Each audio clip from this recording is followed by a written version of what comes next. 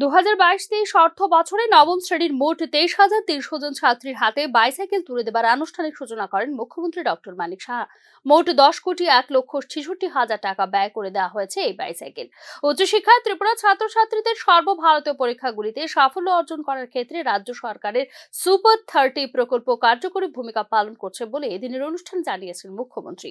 23 শিক্ষাবর্ষে আমাদের এবার 23,000-এর উপরে 23,300 জন ছাত্রীকে আজকে বাইসাইকেল প্রদান করা হবে। এতে করে প্রায় 10 কোটি, অলরেডি আমাদের সেক্রেটারি মহোদয় বলেছেন 10,61,66,000 টাকা ব্যয় হচ্ছে। আমাদের বিদ্যালয় শিক্ষা দপ্তর বিভিন্ন উদ্যোগ ইত্যবসরে নিয়েছে। এর মধ্যে সুপার 30 প্রকল্প আপনারা সবাই জানেন যে 2020-21 সাল থেকে সেটা শুরু হয় এবং যারা দশম শ্রেণীর যারা ছাত্রছাত্রীরা উত্তীর্ণ হন তাদের মধ্যে 30 জনকে আমরা বাছাই করি এবং তাদেরকে তাদের ইচ্ছা মতো যে বেস্ট যে কোচিং ইনস্টিটিউট এই জেইই এবং নিট পরীক্ষার জন্য তাদেরকে কোচিং দেওয়া হয় এবং এই আমাদের শিক্ষা দপ্তর এক একজন শিক্ষার্থীর জন্য 2 বছর কোচিংয়ের ব্যবস্থা করা হয় এবং 5,30,000 টাকা করে ব্যয় দেওয়া করা হয় এক একজন স্টুডেন্টের জন্য। আপনারা শুনলে খুশি হবেন, এখন পর্যন্ত প্রায় 144 জন ছাত্রছাত্রী এর সুযোগ পেয়েছে এবং 7 জন আইআইটিতে চান্স পেয়েছে, 11 জন এনআইটি ইঞ্জিনিয়ারিং পড়ার সুযোগ পেয়েছে, 10 জন এমবিবিএস কোর্সে মেডিকেল পড়ার সুযোগ পেয়েছে।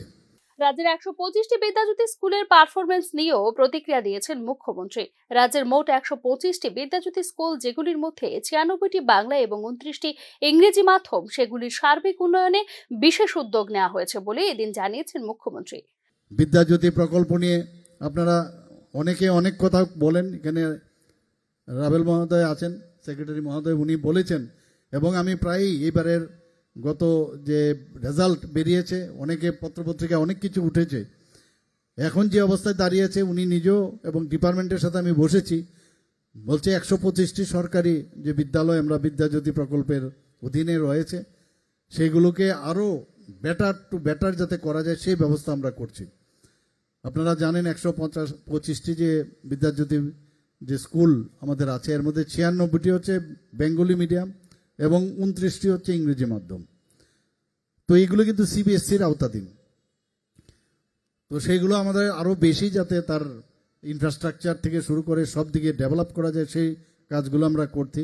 সাইকোলজি, সোসিওলজি, জিওগ্রাফি এবং ইকোনমিক্স এইসব বিষয়গুলো তো আমরা টিচার্স আমরা ওখানে রাখছি। স্পেশাল এডুকেটরও নেওয়া হয়েছে কিছুদিন আগে, আমরা ক্যাবিনেটের মধ্যে স্পেশাল এডুকেটর নেওয়ার জন্য তার ব্যবস্থা আমরা করেছি। শিক্ষা বিশেষ উৎসাহ দেওয়ার জন্য 100 জন ছাত্রীকে স্কুটি দেওয়ার সিদ্ধান্ত শীঘ্রই কার্যকর করা হবে বলে সোমবার আয়োজিত অনুষ্ঠানে জানিয়েছেন মুখ্যমন্ত্রী ডক্টর মানিক সাহা। রাজ্যের বর্তমানে পিএম শ্রী বিদ্যালয় রয়েছে 55টি। এক্ষেত্রে নতুন আরও 27টি বিদ্যালয় পিএম শ্রী প্রকল্পের অন্তর্ভুক্ত করার অনুমোদন পাওয়া গেছে বলেও এদিন জানিয়েছেন মুখ্যমন্ত্রী doctor Manik Saha. Bureau report, news নাও।